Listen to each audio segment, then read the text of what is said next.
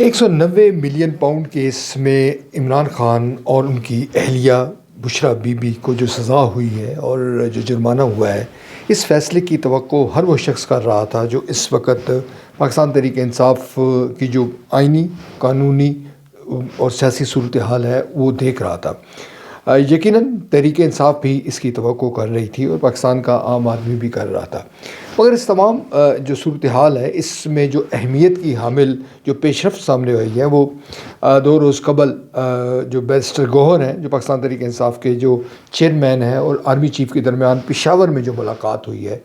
جس میں علی امین گنڈا پور بھی موجود تھے، وہ کلیدی اہمیت کی حامل ہے۔ اور یہ تاثر ابھر کر سامنے آیا ہے کہ جو اسٹیبلشمنٹ ہے، جو ہمارے جو عسکری ادارے ہیں، وہ پاکستان تحریک انصاف کے ساتھ بات چیت جاری رکھے ہوئے ہیں اور مختلف حوالوں سے یہ بتایا جا رہا ہے کہ پیش رفت بھی سامنے آئی ہے۔ سوال تو یہ ہے کہ یہ جو معاملات ہیں، اگر اس میں یہ کیا تضاد ہے کہ ایک طرف مقدمات کے جو فیصلے ہیں وہ تحریک انصاف کی قیادت کے خلاف ہو رہے ہیں اور دوسری طرف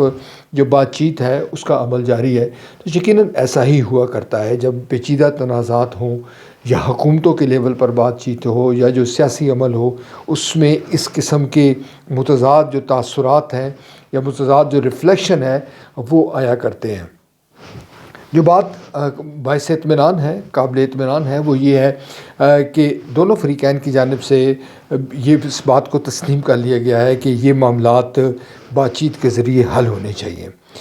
بعض باخبر لوگ یہ کہتے ہیں کہ حکومت اور تحریک انصاف کے درمیان جو گزشتہ روز ملاقات کا تیسرا راؤنڈ ہوا ہے، اس میں بھی یقینی طور پر ہماری جو قومی ادارے ہیں ان کی اشیرآباد حاصل تھی، بلکہ D G S P R کی جو پریس کانفرنس تھی اس میں جب ان سے یہ سوال کیا گیا تو انہوں نے بھی اس پر اظہار اطمینان کیا کہ یہ خوش آئند بات ہے کہ حکومت کے ساتھ تحریک انصاف کی جو بات چیت ہے وہ ہونی چاہیے۔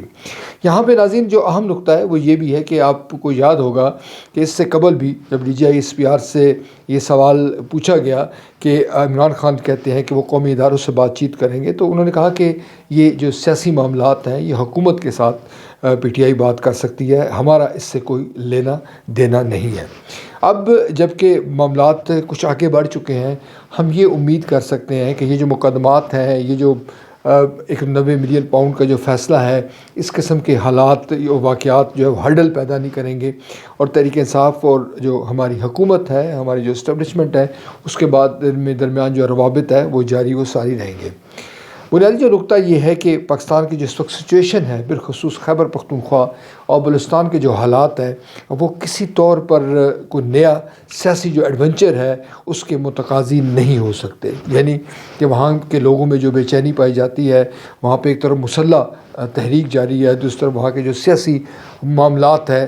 وہ بھی دگرگوں ہیں، یعنی منظور پشین کی جو جماعت ہے اور جس طرح وہ اپنا پوائنٹ آف ویو پیش کر رہی ہے، چند ہفتے قبل جو جرگہ ہوا تھا جس میں انہوں نے جو مطالبات کیے تھے، غرض یہ تمام جو چیزیں ہیں یہ دراصل یہ انڈیکیٹ کر رہی ہیں کہ ہم جو اپنے مسائل ہیں وہ جتنی جلدی ممکن ہو سکے وہ حل کریں۔